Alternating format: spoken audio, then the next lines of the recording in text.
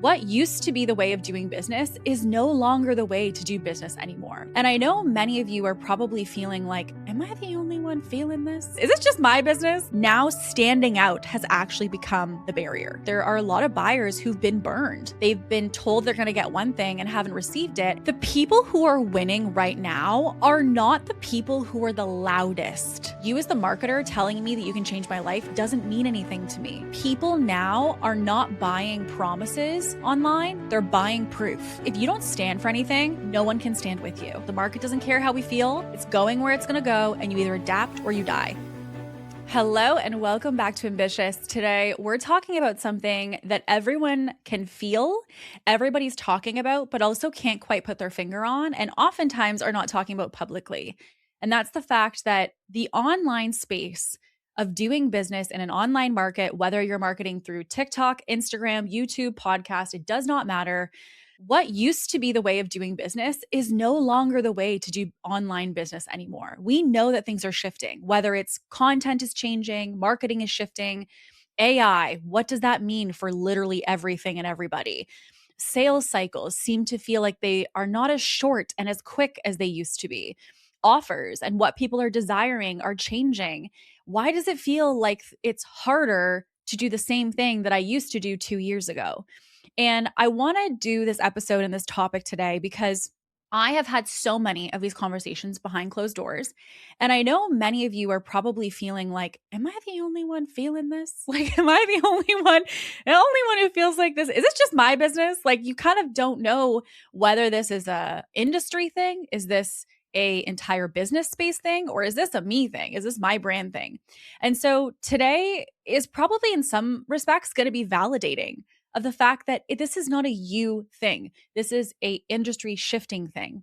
It's also going to be an awareness piece. A lot of us can feel that something's not quite like it used to be, but many are struggling to put their finger on exactly what that is, meaning what exactly has changed. And because we don't have a lot of awareness, or maybe we can't quite put our finger on what's shifted, we end up shifting instead to, okay, well, if I don't know what's shifted, how do I fix it? How do I make sure that my business, when all is said and done, is still alive, and not just alive, but thriving? Like, how do I make sure that I still am in business at the end of all of this? And so today we're going to talk about all of that. We're going to talk about, as someone myself who's been in this space for about 8 years now, what it used to be versus what it is now, what you're going to want to anticipate as things that you're going to see start to shift in things such as marketing, brand, sales, offers. We're going to touch on all of it, AI. And in each of these, I want to break down in a kind of a similar format what's changed, what this means for you, and most importantly, what to do. One of the things that I can't stand is that I'm seeing a lot of content about, this is shifting and this is shifting. But I'm like, great, that's awesome to scare everybody. But what do they do to ensure that they can take action on this? And so we're also going to give you some things to actively think about integrating within your business to also help you during these changing times. So I want to kind of add a little, you already know, I love some data. And I love data because data reinforces that I'm not just in my feels, there's actual facts to support the things that I'm feeling. And so I was literally researching to say, okay, how much has this online space grown since I started? And when we first started in the actual market conditions, right? So one of the first things I want you to think is the market condition has changed. The online market is now worth, specifically in even the consulting market, is worth 6.2 with a B billion dollars. $6.2 billion is what the consulting industry online is now worth. The number of consultants online has now grown 54% in a matter of 6 years. So even for myself, where I started this 8 years ago, the amount of people that have come online is insane. Like, the amount of actual people that have started online businesses is wild since I first started. Because when I first started, a lot of people were like, what do you do? Like, what are you offering? And now it's something that many people are aware of. So while it's still a low barrier to entry. Now standing out has actually become the barrier. And so we've basically gone from this boom of like online offers, a boom of agencies, a boom of coaches. We've gone from that to a very overcrowded and as a result, a very competitive space. And one of the things that I think is important as like change number one, which is the market. Something that I love, if you know me, you know that I'm a big fan of Gary Vee. And one of the things that Gary Vee talks about is the fact that being first to market in any situation is extremely leverageable. So we saw this even, for example, with TikTok, right? So like when TikTok came out, everybody was like, you got to get on TikTok. You'll go viral. You got to get on TikTok. It's easy reach, and even now the same conversation is happening with Substack because Substack, which is its own topic I'm not going to get into. But if also, side note, if you have not listened to the episode with Landon, we talk about Substack and marketing on that as well. Substack is something that also is very much in its infancy as a platform. And so there's a lot of discussion around should people or how people should be leveraging this because Substack is not yet mainstream. So the same thing is true when it comes to the online business market. Everything has this cycle where it's new to market, meaning a lot of people are a little bit questioning of it. They're not quite sure of it. It's not mainstream yet. And then eventually over time, it goes from only a very select percentage doing it. Then it becomes very niche, but there's more of a group doing it. And then it becomes mainstream and to the masses. We're also seeing this with AI, right? So you probably have seen, AI was only used by these crazy tech billionaires and trillionaires. And then it became the elites were using AI. And then it became the AI was being used by a very new niche group of people. And now my mom uses AI on a regular basis, right? So it's mainstream. So we want to recognize that market conditions and the life cycle of something coming to market, whether it is agencies online, coaches online, TikTok, Substack, AI, it doesn't matter. Everything has a life cycle.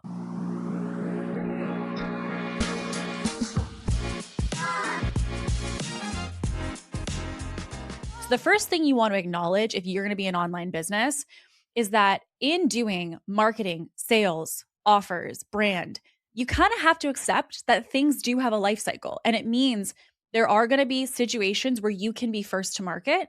And there's also going to be situations where maybe if you're a little bit late to integrate, you're late to the party, but you're still able to leverage it. The online space also had these people. There's people who were very new and very quick to the market when it was first becoming a thing, doing online business. And now when we think about someone starting today, they're walking into a much more overcrowded competitive market. So we want to recognize that the competition you might be feeling or the needing to outperform the post next to you, needing to really separate yourself even more as the brand next to you. Truthfully, years ago, that wasn't really that difficult because there wasn't so many people online. It wasn't so difficult to stand out because you weren't needing to stand out amongst a group of 300. You were standing out amongst a group of 30 at that time, right? If we were to think about it like an analogy or an example. So what this means for you is that when there are more online businesses, there's more noise. And when there's more noise, it's harder in general to get noticed. So it means that if you have a generic offer, if you have a generic marketing, if you have generic anything, meaning when I say generic, it looks a lot like the others, meaning I don't really feel like this is unique. I don't really feel like it's anything, specific or personalized to you in any way.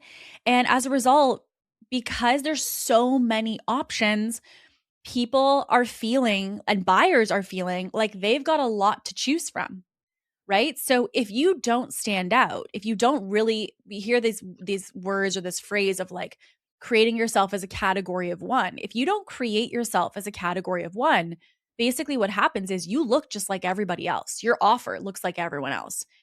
Your sales process is like everybody else. So it means that when that person's looking to make a decision on who they're going to invest with, they're not thinking about, okay, well, I've got this group and she's really different. And then I've got these four, which are almost the same.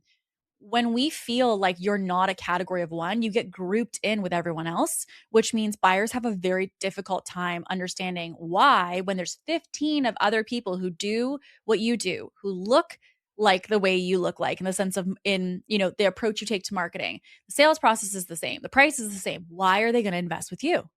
And so this is impacting the sales process, and it's also impacting audiences. So previously, to build an audience, it wasn't necessarily easy in the sense of anytime building followers on Instagram has been something that takes work. So I'm not ever going to minimize the work that it takes. But I do think now it's more competitive than ever. And so people will say, it feels like it's so difficult to build my following. And truthfully, unless you do something that is extremely unique and again, very different than most people, it means that you're going to struggle to build your following, because why would they follow you if they also have potentially 15 or 50 or 150 other options that look identical to you? Now, this also impacts niche. I'm seeing this, and I hate to even say this word because I know sometimes when I say niche to people, they're like, oh, Kate, I know my niche. I know you know your niche, but I want to share a story actually of even myself for me. If you're trying to help everyone, you are standing out to no one. And previously, it's not that this is a new concept, but before, I feel like you could kind of get away with being a little bit less specific. And that was because again, there wasn't a ton of options to choose from, or it wasn't as crowded as it is now. So now that we're in this place where we have a lot of competition, it means that being more of a generalist is becoming even more of a detriment to you as a business now more than ever. And even for me, I've been experiencing this in my business because I realized, okay, like I saw these shifts are happening in the market. And until now, to be honest, I would say I have a niche, but I've gotten very lucky with the niche that I had. And what I mean by that is I have helped authors, in-person businesses, like naturopath clinics, lawyers. I've helped coaches and consultants. I've helped agencies, freelancers, service providers, speakers, like all kinds of different brands that don't fit this like cookie cutter mold. And so I have helped people to do high ticket, passive, big team, small team, organic. Some of my clients dabble in ads. Like it really is a spectrum of just tons of variety. Okay. And I've loved that. Don't get me wrong. I love, love, love the variety of the people I'm able to work with. But what I recognized was if I'm going to really leverage, I got to get even more specific, because it meant from a marketing perspective or from a standout perspective that there was too much ground that I was going to need to cover in marketing, sales, the offer, everything. And I thought, okay, how do I really double down on the thing that I really love to do, which really truthfully is high ticket. Like for all of the clients that I've helped, 99% of them, I still have done passive, but I really love high ticket. So because of that, I'm doubling down now on really becoming the go-to high ticket person. So making sure that you can sell high ticket services, high ticket offers. Now, even with that, that was not specific enough because it meant, okay, great. Well, there's tons of people who do high ticket. So now I've really doubled it down to basically saying I mainly am focusing on agencies and consultants. Those are really the only two people I'm helping. If you're like, hey, I just want to launch my book, I'm probably not the person for you if you don't have it connected to one of those services. If you are somebody who's like, I just want to, for example, be a content creator, I'm probably not the person for you. I know great people that can help you if that's your goal. So if you're just wanting to be a content creator, again, it's not that I couldn't do it. I just realized the more that I divide myself amongst like, I'm going to help everybody because I have that side of me that wants to, the more that I do that, the more I'm actually hindering myself in my own growth. So when we think about looking at what this means in this climate, it may also mean, even for you OGs who've been in this space for a while, saying to yourself, can I get more specific? Can I get more granular? Can I get more detailed on exactly who it is that I help and what problem that I solve? And one of the things I even talked to a private client who's kicking off, and what we had been speaking about is she is a marketing and sales expert, and she does consulting for marketing and sales. And I said to her, listen, one of the things that we know is that the marketing and sales space is very saturated, whether it's business coaches or marketing and sales specialists. Like either way, there's tons of them, right? So we know that this is something that there's a lot of within that niche. But what we also have to recognize is that even if there is a lot of people in that niche, we can find a way of the unique way in which you do things or the unique perspective that you have in your industry or the unique way in which you market that's really going to help you to separate from everybody else. So I want to invite you to really go back to who you help and what you do. And this might sound like really fundamental, foundational things, but I want to invite you to do the same exercise I did, which is to say, if I had to really pick who I wanted to help, or the specific problem I was known to solve, or the specific process of how I solved that, what would I say that is? Do I feel clear on what that is? And if not, if you can't go more granular, then again, it's really an exercise that you need to be doing. If you say, well, I want to help everybody, I want to do everything, it could be the detriment of your business in the years to come. So we need to ensure that we are very specific who we help and what we're helping them to do. And also, we're seeing it in data. They had a recent study that was talking about the specificity within marketing and the ability for people to speak to a hyper niche problem and a hyper niche person within their marketing. And this, they basically showed for the businesses and the brands that did this, they on average grew 30% faster than their competitors.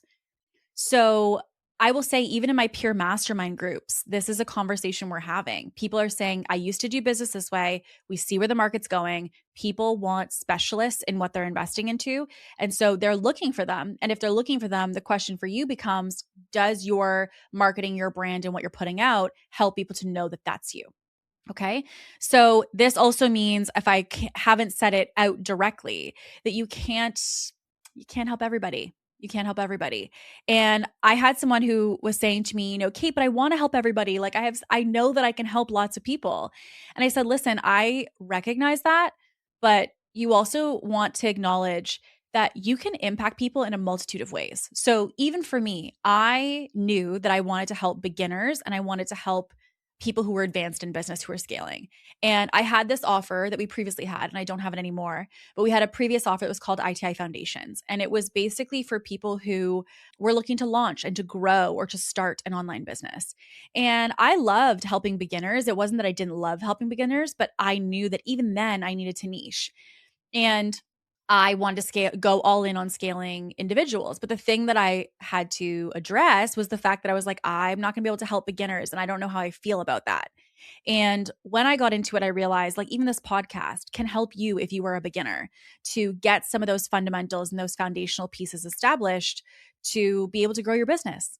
And so while I don't have an offer and I don't have something that I can sell somebody to help them as a beginner, I do without question have something that could help someone to absolutely be able to grow their business through this podcast, through my content. So also remember, if you're feeling like you're struggling to remove the idea of like kind of cutting off a certain type of part of the niche, recognizing that, while yes, you can't help everybody, recognizing that helping everyone doesn't have to come from an offer. Who said that helping everybody had to have a price tag attached to it? So that's also something that has been a huge invitation for me to realize how much more impact I could have and could make if I just allowed myself to do it not through an offer. Now, the second shift, which you are 100% going to have felt, is the trust change and the buyer shift. Okay. So listen, because of the growth of the online market, we have seen lots of promises, okay? 10K, 10 days, 7 figures in 2 weeks, and lose 25 pounds with one workout, and all these big promises. And truthfully, as time's gone on, like at the beginning of coaching, the promises were like outlandish. Like in the online space, the promises were like, get you 50 leads with this one service that we do. It was really out there. And at the beginning, those big claims were easily marketable because, again, the industry was so small.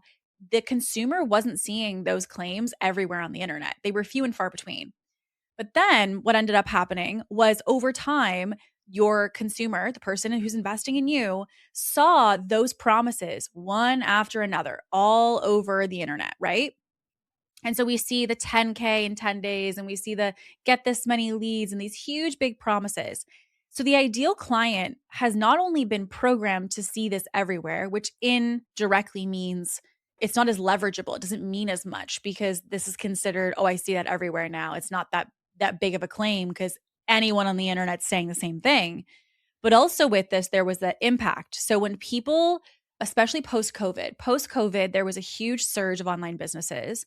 And those online businesses sometimes were whipped up. And what I mean by that is like there were people who wanted an online business and they threw something together. They threw together an offer, they threw together a product, they threw together something to be able to sell to people, like course, coaching, service, agency, right? They threw together something. And when they did that, here's what happened. There were people that really truthfully, when COVID happened, were not necessarily qualified to be doing what they were doing. They weren't really qualified necessarily to offer a service. They weren't qualified to offer potentially coaching, or they really truthfully weren't doing it for the right reasons. Even if they were qualified, they would create a coaching offer or they'll create a service. And in doing so, they would have people enroll and they might be really great in marketing and sales, but they didn't care about delivery. And so what ended up happening is with this huge surge of new online businesses and their big claims and people buying into those big claims, whether it's through agency, coaches, consultants, courses, when they bought into those, what ended up happening was they didn't get results. They had this big overpromise and underdeliver, right? And so they were let down by these past investments. And so as a result, there is this shift right now in the fact that there are a lot of buyers who've been burned. They've been told they're going to get one thing and haven't received it. And so they're going into the new investments, the new brands they're going to buy from, and they're coming in with that programming. And I've even seen this when it comes to my applications. I had some people who literally put directly on their applications, they said, hey, I am going to be honest, I have been very burned by this industry. I have invested in mastermind after mastermind, never got help. I feel like the person didn't even know anything about my business, or I was in this, program or experience and, I was gaslit after ABC. Like all these things have been shared in submissions and in DMs with people telling me these horror stories. So this is a real thing. And so as a result, people have hesitancy. So you're going to see that hesitancy show up in your business now, which means that one of the ways that we're seeing this is that people are seeing sometimes, not all the time, but sometimes that your audience is actually in this place where they're taking longer to buy. They're taking longer to invest. For example, before, I would probably say, I had more often than not previously, I had people who would see my content and within 48 hours, they were a client. It was like, there was no nurture process. There was no heavy kind of like flow that I need to put them through. Like it was very easy to take somebody from they discovered me and have them become a client. It wasn't that difficult of a disconnect. Now, it's not necessarily more difficult to get them from find you to client. The thing that's changed is the time. So the thing that people have not always adapted their minds to is that someone now, because of the lack of trust of what I just shared, it means that they might need a little bit more time to be bought in on you and bought in on buying from you specifically. Again, this goes back to the fact there's a lot of people they could buy from. So they're trying to figure out, who am I going to buy from? Why am I buying from them? And do I trust them enough to invest into this? And so they are doing their research. Buyers now are not necessarily investing willy-nilly. They are thinking of the person who's the most consistent. They're thinking of the person that they feel like they have the most clarity of who they are as a brand and what their beliefs are, what their values are. They're looking at the person who they feel like actually has proof of results and can show that they are somebody to be trusted, not because they say they're to be trusted in marketing, but because they have results to back it up. So there is this researching that's happening and people wanting to vet the person that they're working with. And as a result, there's a little bit more of a delay in the conversion process. We're also seeing this when it comes to DMs. If anyone does DM selling, if you are someone who sells via DMs, you also may realize that you're sending messages to people, but they're not answering for like 2 days at a time. And I had this with a couple people who I know as peers even, and they were like, yeah, I feel like I messaged somebody, to tell them about my offer. And it's not that they're ghosting me. They haven't even read it. They haven't even opened the message. And they couldn't figure out, what do I make of that? And I said, well, the thing is, it's one thing if someone's opening the message and then they're not buying, because that basically insinuates that, in fact, yeah, they are ghosting you in the sales process. But if someone's not even opening it, meaning you're not even having a chance to talk to them about the offer, then that's not really the same thing as them not converting. So it's been something that you'll start to witness within your processes of, again, how fast are people moving? Also, which connects to this, is the high pressure, urgency driven sales tactics are a massive, like, ick. There's no other way to say it. Like, there's a massive ick that is happening with people who are using these inaccurate and not realistic sales tactics, of like these pushy tactics of, you've got to move now. I've got 5 spots left, 2 spots left, especially when those 2 spots are not even real. So like, if you're someone who genuinely has an offer that has 10 spots left, tell people you have 10 spots left, no problem. But if you're saying 10 spots left and then you're then proceeding to go sell 25 spots, that's a very different thing than real urgency, which is the fact that you genuinely have limited capacity. Now, the other thing that I think is really important to note with this is, like, when you have urgency, people can tell if this is real or if it's not. And so previously, this used to be, urgency and scarcity is a very effective marketing and sales principle. It has to be done well, though. And so again, remember, your ideal client has been seeing these urgency tactics of, this sale's going away on this day and I can only take on one more person. And, we're getting lots of demand and all of these big claims. They see that from everyone.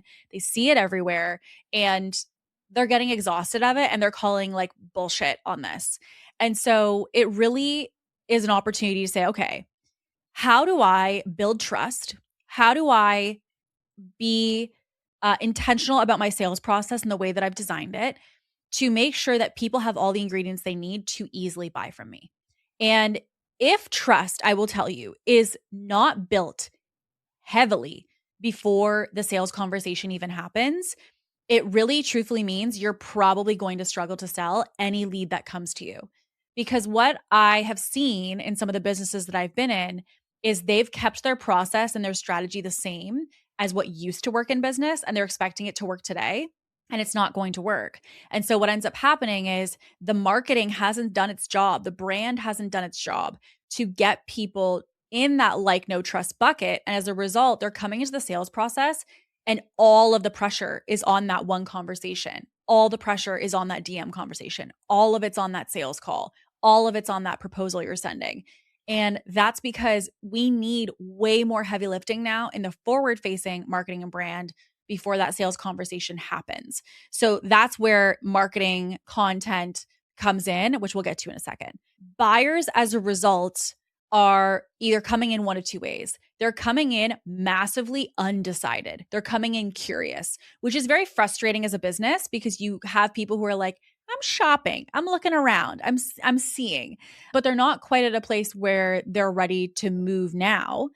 And on the contrast, we also, though, are seeing people who come in being nowhere on your radar and then coming in and being pre-decided, let's go. And so you're going to see one of these two realities. You're going to see people who you feel like needed no convincing. They came in ready to buy. There was almost like no conversation to it. They knew what they wanted. They were ready to press go. And then you've got the people who are really undecided, and you feel like, why am I feeling like I have to push so much to get this person to convert?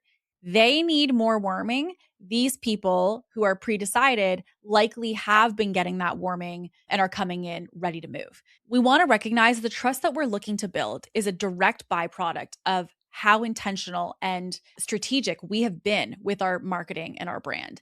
If you haven't, you're always going to feel that strain on your sales process.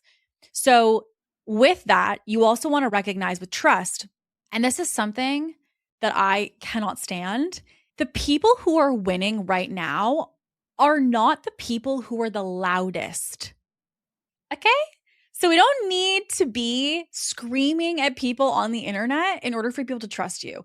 We don't need to be screaming and how do I get louder than her and louder than this person?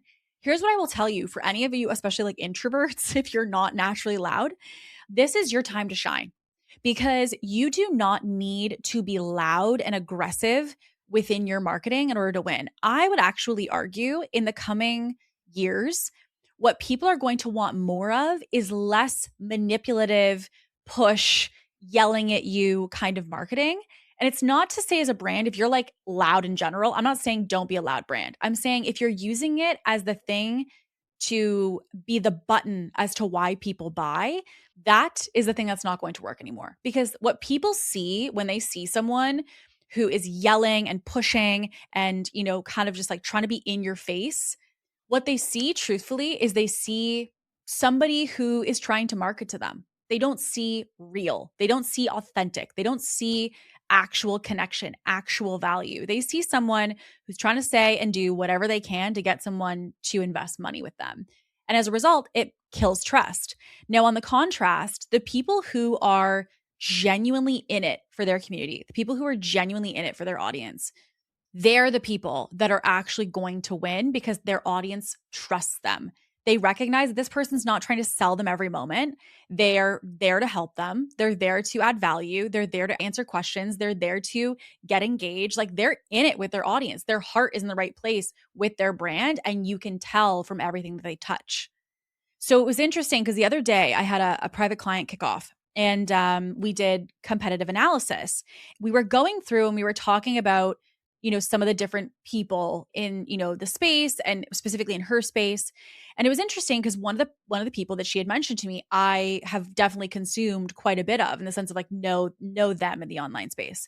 And it was interesting because it always had come off to me that this person's marketing was it read desperate. Like, it read, even though they're very successful, it read that they were very desperate in the way that they market, and that they were always needing a sale. Like, it was kind of like the energy wasn't like, I got me, I'm good, like, I'm just here to serve you, and like, hey, if you're interested, like, you know where to find me, kind of thing.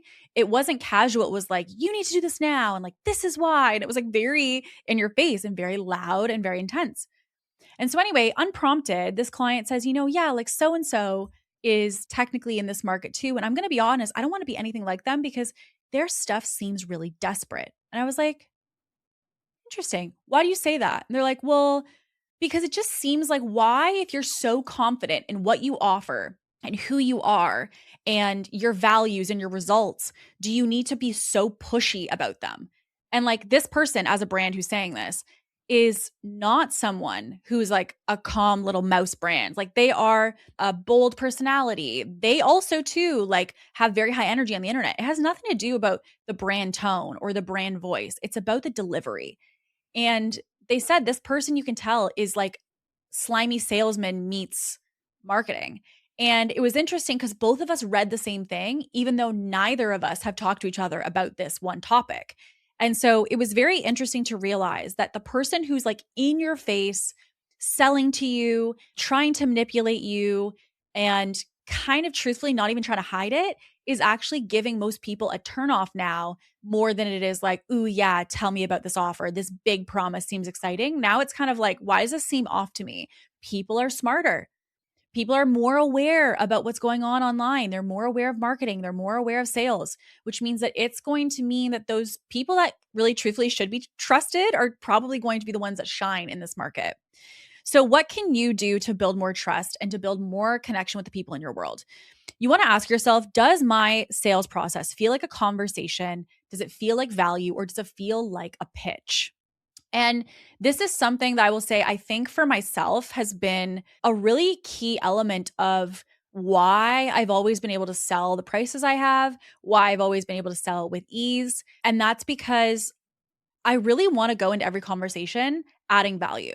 It's not about like, oh, how do I get this person to convert faster? Or how do I use this one tactic to like not have to ask any questions and just click this link and buy? Like, we really try to ensure that every sales process we have, whether you buy from us via our DMs, via a call with myself, with the team, if you have a call, we want to make sure it's valuable. It's not just like, well, we're going to, run you through this flow. It's like, hey, tell me what's happening with your business. Like, tell me where you want to go, how, like, where are things at right now? How are you feeling? I'm going to ask you some questions. I might even get out like an iPad or like a piece of paper and start to draw some stuff and kind of, map out, okay, well, here's what I could see. And what if you did this?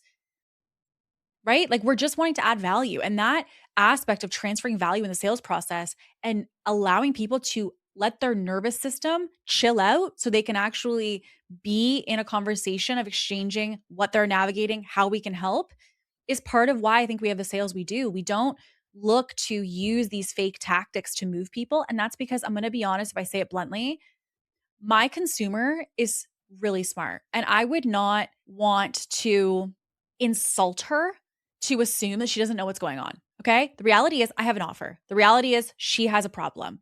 We're both aware of that coming into a call. So I don't need to be like, doing these weird tactics to make that like not the case. We're aware that I have something to sell, which is why she's here, and she's here thinking about buying something. We're aware.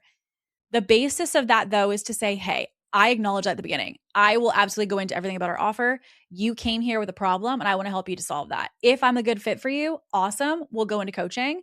And if not, at a minimum, you're going to walk away with clarity on some stuff today. I want to actually get you some granular clarity. Like, does that make sense? Does that sound good? Like, we just address it out the gate so that she can not feel like this is every other sales call potentially that she's been on where someone walks her through these kind of like boxes and check boxes to their pitch, right? So again, make your sales process something that you can actually have as value and a conversation, not a pitch. Also, results. What I want you to do is be much more intentional about how many results you share, and two, how consistent are you sharing results, not promises. And this is the thing that I want to kind of, if you have like an anchor, people now are not buying promises online, they're buying proof.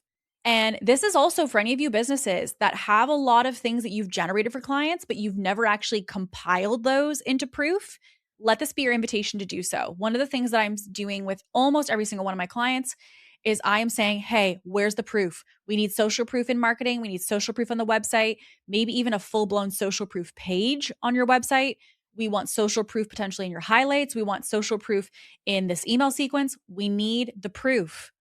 If I could say it bluntly, you as the marketer telling me that you can change my life doesn't mean anything to me. Like, of course you're going to say that. You're selling me something, right? Like, of course you're going to tell me that. What people want to know now is like, okay, not only does this person say that they can do this, but they also have proof to tell me and show me that they've done it. And that's what people care about now. People want to know that you can truly help them, not because you say you can help them, but because you have proof that you can. And so that's something that I would really recommend you to dive into. More proof, not promises. Okay. Now, also, you need to have an intentional nurture flow of how you're nurturing people. This can be done a multitude of ways. So this can be done, for example, via content. So like even for myself, I'm going to break the fourth wall. So if any of you guys are part of this, you're going to see inside the machine. Okay. So my nurture funnel when it comes to my marketing is literally that I have this podcast. I have my social media, which is my short form, and I have my emails. So with that, that's kind of my nurture ecosystem. So when someone's on my short form, they hopefully will find the podcast and start to consume the podcast. And they may even go into our ambitious network where they're kind of in our community and they're in our ecosystem, right? They also could go to our email list to get emails from us. And that's really you're in our ecosystem in some capacity, right? So that's kind of where you can get quote unquote nurtured by me. Now, does this mean that everyone in this ecosystem is going to buy from me? No. There's tons of people. You may even listen to this podcast every episode and you've never bought from me. And I still love having you here. That's not why we do the podcast. It's not why we have this. You will often notice I don't pitch on this podcast. And that's because this is not meant to be the place where someone buys from me. It's meant to be a place that I can help you. So that's what we look at as the nurture process. Where are people getting value from you consistently?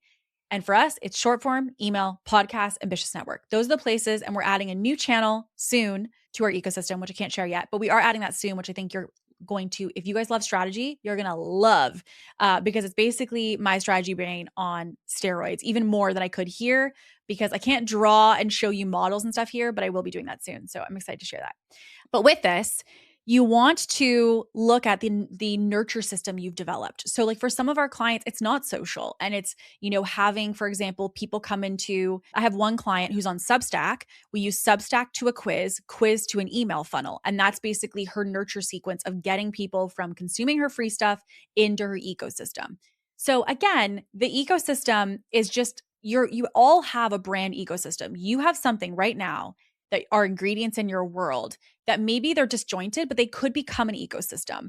And so that's something that we look at is to say, what is that? And how can we make sure that it's nurturing people for you? And then ultimately, the close that happens should feel like a natural next step in your world and not something that feels like a push. So I will tell you, I rarely actively like quote unquote pitch my offer. I would say I more fall into the bucket of like subliminal selling, which basically means if I tell a story about a client, you might be excited about that story I told, and then you reach out to me. It could be that I do a case study episode on the podcast, and you're like, oh my God, that's what I want to build. I'm going to reach out to Kate. Or the client that just started working with me, she's like, I'm going to be honest, Kate, I was in your ambitious network and I watched your training in there. I applied the training. I started getting leads and sales from it. And now she's a private client. I did not pitch her. There was no pitch. Like I'm not trying to push people. I'm allowing them invitations where they can find me. And I always say to you guys, you know where to find me. I'm going to be on the internet for a long time. So it's not something that I feel like I'm push all the time. I'm here with open arms and I try to add as much value to people's lives as I can. Because if I do that, they win. And when they win and they want help with more winning, they'll hopefully come to me to get that help. That's how I see the process of what I do. And frankly, it's been working. So I would say when it comes to the trust aspect, recognizing that, a great thing that George said, my partner, but also, used to get coached by him. He said, you wouldn't ever create a funnel that you wouldn't want your grandma or your mom to go through. And I really agree with that. We don't need to be creating these funnels if we wouldn't necessarily put the people we love through those funnels. Now, another shift that you're going to see is the fact that organic reach on social is not what it was. And so reach and visibility have definitely shifted. So you will see that you feel like it's a little bit harder to get views now. Maybe it's a little bit harder to get new followers because you feel like it's more difficult for your content or your marketing to be seen by people that don't know you. And with this, it can oftentimes feel like it's just difficult in general to get seen compared to the way that it was before. So that's honestly because truthfully, before social media used to be effortless. Like I'm not going to lie, there was times in my business where previously social media, you could whip up something and it would do really well. The messaging now that is again required to stand out needs to be very precise. The media does matter a lot when it comes to what you produce. The copy of things and how much that lands, the editing of things is becoming more advanced. So in general, there is a higher threshold, a higher level that is being asked of people on social media in order to be able to not only survive in this current social situation, but also to thrive within it. And so there's also this correlation now that having a big following really doesn't mean anything anymore. And I've seen this time and time again that there's so many people that have or believe they have a big following, or they believe if they just had a bigger following that they could do better. And I have to be that bearer of bad news to say, truthfully, if I doubled your following, it wouldn't really mean anything for your business. Because if your business is not thriving at 2,000 or 4,000 followers, it's not going to thrive at 40,000 followers. Like I have a client right now that is around 1,100, I think it is 1,100 or 1,200 followers. And they're doing in their business 40 grand a month. So like it is not about followers equal revenue. And so I think previously there was this kind of misconception that if we just had more followers, if just more people knew about me, that would be the thing that would allow me to be successful. Whereas I don't actually think that that's true necessarily anymore. And with that, I think that the other piece, which is important to consider, is that, again, let's go back to that life cycle of things. When you have a social media platform that's in its infancy, so this happened with TikTok. When TikTok was getting started, there wasn't a lot of people on the platform, which meant it was much easier to be discovered. The visibility was much easier. Now, on the contrast, though, then if you shift to something like, 2 years later, 3 years later, the video that used to get 300,000 people seeing it, now for some people is getting 300 people seeing it, 3,000 people seeing it. So just simply also the duration of a platform drastically impacts the level of its performance over time. So this is also why when, businesses or consultants will say, hey, here's the thing to get on top of. Hey, here's the thing to be integrating. It shouldn't be taken lightly. And that's because that means that someone's saying, hey, this is in its infancy. You're going to want to move on this. So that is also something that I would keep in mind, is that if you want visibility, you also want to ask yourself, am I taking a step on these platforms in these new ways of what's working on social when they're working, or am I taking too much of a delayed action that I'm not actually able to capitalize on it when it's been effective. Okay. So, what does this mean for you? People who built their entire business based off of following are struggling massively right now. So, if you believe that just more people was the reason that you were going to be more successful, you're going to struggle. And that's because, again, sheer volume and this kind of surface level of community is not really going to do anything now when it comes to sales and when it comes to that like no trust. And also, followings now are not quite viewed the same as they once were. Previously, years ago, when someone had a really big following, because again, it wasn't that typical, when people had a really big following, it was seen as a big deal because you thought, oh my gosh, how did this person generate 500,000 people who know who they are or 1,000,000 people who know who they are? So before, it was this idea of this was kind of a monumental thing for someone to be able to achieve. Whereas now, there's a lot of people that have a lot of very big followings. And yet we know that some of those big followings are not necessarily big businesses. So again, there's not a correlation always between more people and more revenue. Also, in the context of more, we also want to recognize that more content also does not necessarily mean more clients. And I want to add a caveat to this because I'm not saying by any means that you should be posting like nothing or sparingly, and that if you weren't putting out more posts, that you wouldn't get more people to know who you are. That's not what I'm saying. Just simply more to do more is not necessarily going to generate more sales. And that's because more clients is actually coming from more depth, not always more width. And that's because if I'm going to be honest, making more content has never been easier. We have AI to help us to make more content. We've got, social media managers to help us with putting out more content. We've got repurposing to help us put out more content. Putting out more content is not always the issue that people have. And yet I think there used to be this kind of narrative, and still for some, there is this narrative that if I just put out more content, then I'm going to get more clients. So much so that some people are posting 7 times a day to be able to grow their business. And I will tell you, I know a business right now that is doing around $20 million a year. $20 million a year, and they post once a day on Instagram and once a week on YouTube. That's it. Like, there's nothing else. There's not 7 times a day. They're not on every single platform. They're not trying to be everywhere and do everything. And that's because they've really doubled down on depth, not width. And so I think that there's this shift, which is that we used to believe that if I just had more content, I obviously would make more sales. And I don't know that that's actually true anymore. So remember, more content doesn't necessarily mean more conversions.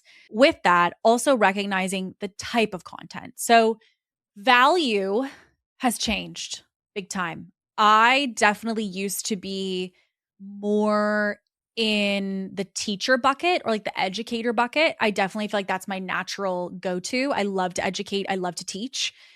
But the thing that I also recognized was like, hey, Kate, information has never been more accessible on the internet.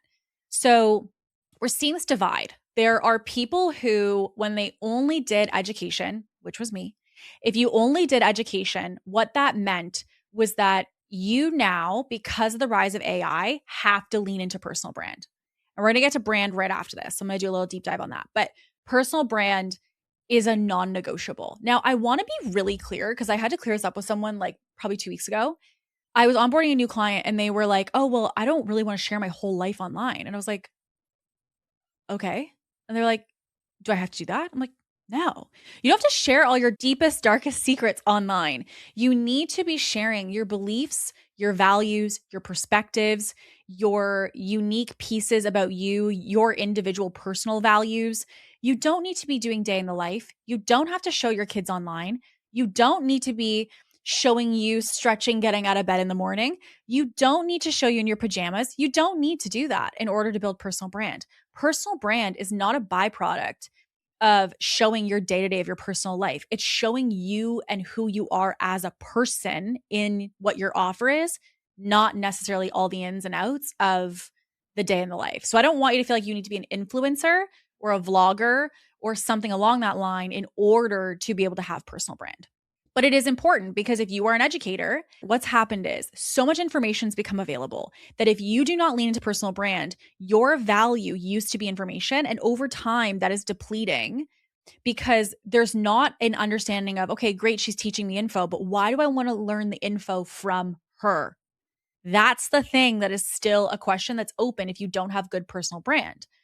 So what ends up happening is that they don't have perspectives from you. They don't have values from you. They don't have your beliefs. They just have info. And listen, they can get that info on AI. So they're going to leave. They don't have a reason to stay. You haven't given them a reason to stay.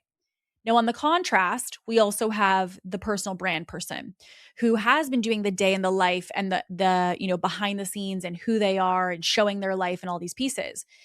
But the thing that you want to recognize is entertainment alone is not going to necessarily be the thing that generates you sales.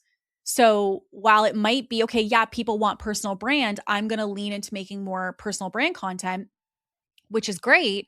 The personal brand content also can't just be personal brand. Because if it is, the question is, great, I know your beliefs, your values, I know about you as a person, I know about you and your qualities. But my question becomes, okay, great, but like, what do you have to offer me? Like, what are you going to help me to realize about myself? What are you giving me clarity on? What are you helping me to create momentum in? What are you helping me to shift? And if you can't do that for me or make that clear as to what that is, you're just entertainment bucket to me, which means you're not going to generate any sales. So what we see is that posting lots of education just creates more noise. It's not really necessarily helping you in any way. And just doing entertainment is also not necessarily helpful as a business because it means that people don't see you as someone who can give them insight, transformation, momentum, and movement in something they're navigating. They just see you as entertainment. So it's really about the hybrid of the two. We need to see the person of who you are paired with the value at the same time in your ecosystem. And so that's really ultimately what needs to be happening now when it comes to content and marketing moving forward. So what this looks like is you want to shift your focus from how much you post to really what you stand for. And looking at it's not just about volume, but also asking yourself, is there quality to this? And again, I'm not saying that if you want to post multiple times a day, that won't do anything for your business. It's not to say that it can't. I'm going to explain to you the way I explain to my clients, okay? Posting more crap is just more crap. Posting more of actual good stuff is what's actually going to grow your business. So that's where I want to get clear. Because when you hear an Alex Hermosi who's talking about, volume, content, I don't disagree that obviously more chances at bat is always going to be better. But the other thing we want to recognize is if I just post more crap, I'm just ending up with more crap on the internet.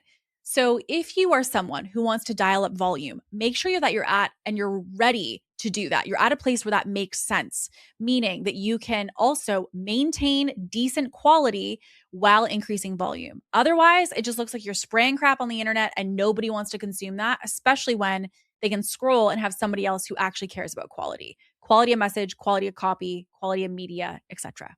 So invest as a result into building and getting clarity of a clear, recognizable brand. If you do not know who you are as a personal brand, if you don't know how to translate that, I too was somebody that used to believe that being personal brand was personal content. And I was like, I don't want to share my entire life on the internet. And it was once I learned what it actually looked like tangibly to build personal brand, how to demonstrate your values, how to share your beliefs, how to integrate your perspective, how to let people in on who you are and the backstory of you without having to share your entire personal life. That's really the unlock for helping you to do and achieve these things that you want to do. So with this, if you are somebody who wants to build brand, you want to recognize that you have to have that clarity of who you are and the way that you want to translate online before you just start randomly posting things. So quality is always, as well as clarity, going to outperform quantity. Okay? So this is not just as simple as more is more and more is more and more is more. If I could recommend something to you, I would rather you post 3 times a week and have those posts be really intentional with their messaging and the brand tone within them, the brand clarity in it, the idea of the marketing and where you want that to translate and the goal behind it. I'd rather you actually have intention and depth around what you're making versus just putting stuff out and hoping that if I just post more times, I'll get more clients. It's not going to work. And you can honestly save yourself a lot of energy from just putting out tons and really repping out hours, when this way you could be posting 3 times a week and you could potentially get the exact same outcome with way less effort. So the last thing I will say is that a distinct brand is going to be something that is really the person who gets remembered. And this is something that I will say you're going to see more people who are being more bullish about their perspectives, more forward facing, upfront about their lenses on the world. And that's because if you don't stand for anything, no one can stand with you. And this is something that I have seen a lot. I've had to say to people, listen, like, I don't know what you stand for. I don't know what you stand for. And that's because everything is so vanilla. Like, they're not willing to take a stance. They're not willing to have an opinion. They're not willing to be in contrast to someone or something else. There's just kind of this across the board, I don't want to like upset the apple cart. I don't want to, be too agitational. I don't want to be too spicy. You need to put your stake in the ground on something. You got to have beliefs that are about something for someone and stand in those. Otherwise, why would I consume you? What is different about your beliefs or perspectives from the other person? And it is the thing that's going to cause you to actually build or not build any kind of brand or any kind of audience or marketing. So making sure that you are also very clear and consistent, not like, oh, I did a post like that one time. This is like every week that we want you to be talking about what you stand for, what you stand against, and therefore, if someone stands with you, what they're part of. Now, this leads me into the other bucket, which is personal brand. So, brand and personal brand. So, what's changed? Okay. The common kind of like, my funnel, my launch template, my content formula that everybody used, it doesn't work anymore. So if you're trying to copy paste somebody else's content calendar, you're probably going to have a difficult time in getting the outcomes you want from that. And that's because their approach is not something that's actually customized to you. So it really goes back to what we've been saying as a through line, right? We need an aspect of personalization and we need an aspect of customization. Okay. So this is a matter of you really getting clear of what makes me different, which means that you picking up somebody else's tools and just saying, okay, great, this is what I'm going to do then, is not going to allow you to discover that. Also, strategy is not copy paste and everybody sounds the same. Because you are getting AI to help you with marketing, you also may be prompting it the exact same way as the person next to you, especially if you're not prompting it with marketing specific frameworks or marketing specific principles.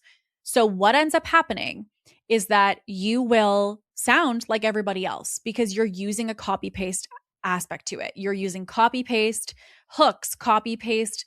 AI wrote me this caption. I'm going to post this today. Copy paste of whatever it may be.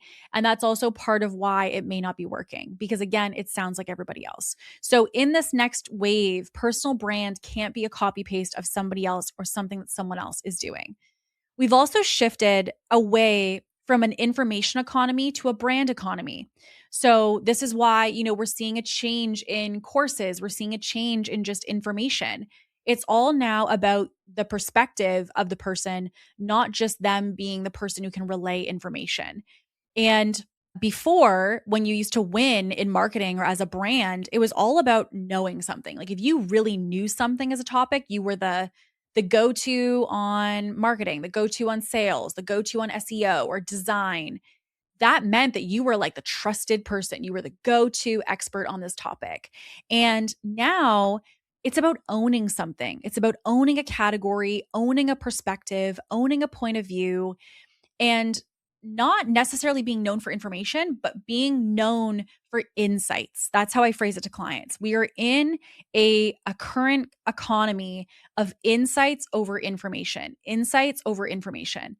So it is really important that you're not just relaying what's the equivalent of like your industry's textbook via your content. The 3 tips, the 4 steps, that doesn't work anymore. It used to work. It does not work anymore. You have to have some insight around things, not information. So, for example, information might be the 3 tips that I would give to a scaling business, okay? Whereas if I wanted to do insight, it could be a post that talks about a story that includes those 3 pieces in the storyline. It could be 2, the 3 mistakes that I had to learn from the hard way, including the information as part of that, again, what I learned. So again, you've got social proof story. It could be your own story with the insights, why you're going to want to pay attention to these three things. And again, giving insight to why that matters, the impact of them, the implications of them, how these three things could actually be impacting you today. So again, impact, implications, why you need to be looking out for these three things in your business. Again, impact, implications versus just here's a tip. So those are I'm obviously riffing off and I'm trying to give you as much as I can very shortly. But what we're looking at there and the objective of that is to give insight around the information, not just information itself. And again, if you're just in this thing of like, well, I'm going to do 3 tips on Tuesday and then I'm going to do a social proof on Thursday, you can do the tips, but I'm telling you, the tips are not going to do anything when it comes to building brand for you or frankly, doing anything when it comes to marketing or sales. So what we need to do instead, founders that are building a personal brand right now are outperforming those that have basically the identical services but didn't build a brand. If you have been hiding, this is not going to be a good season if you don't change that hiding. Again, I am not asking you to be an influencer. I am not asking you to do something that you're not comfortable with, but you do have to be seen. You can't hide behind a carousel anymore.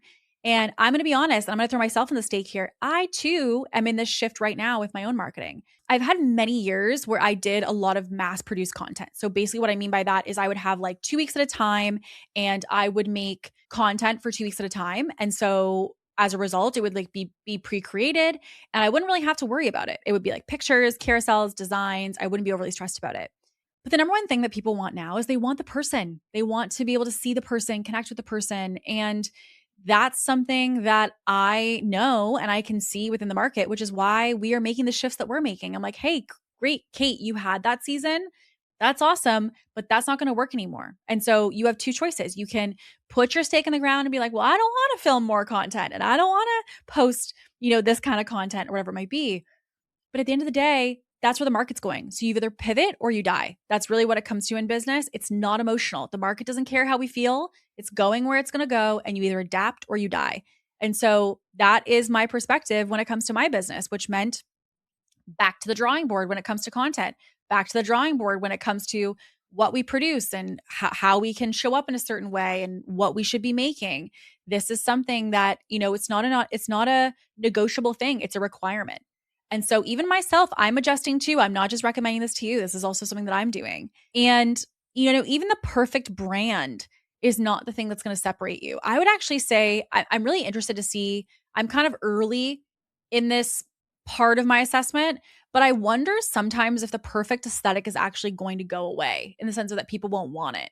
And the reason I say that is I think that especially because of AI and the fact that AI can make anything polished and beautiful now, I do wonder there's just like this desire now of, do people want more human? And we know that hyper curation can make people feel super inauthentic and that people are wanting that more, just like natural connection of feeling that someone's real. And you'll even see this with celebrities. Celebrities are naturally in their own right, pretty non-relatable, right? Just in the basis of what they do and who they are. And so they're not necessarily very, very relatable.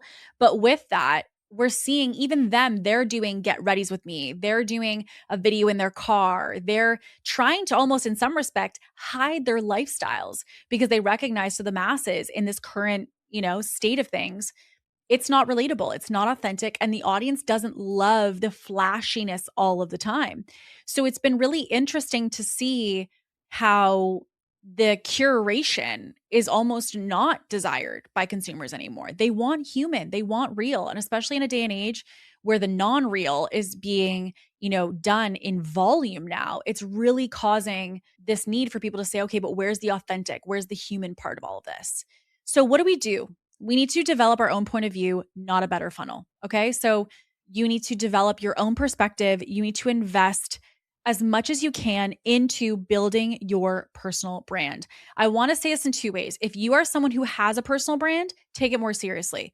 Don't let it just be a back burner thing and be a side note. Second, if you don't have a personal brand, this is the time to get started. If you feel like you have been putting this off and you're like, I don't really want to have to, show up as me, I want to delegate everything. You really want to look at how can you integrate brand? How can you make sure that you are in some way connected to the ecosystem of the business? We're seeing this, by the way, in big businesses too. McDonald's, the CEO of McDonald's is making content eating their burger. The CEO of Burger King is making content eating their burger. Like, this is not an online, small businesses thing. This is being done at the highest levels and people being integrated into their own marketing. And that's because if you don't, these brands are recognizing that's what the consumers want. And so again, it's the adapt or die pathways.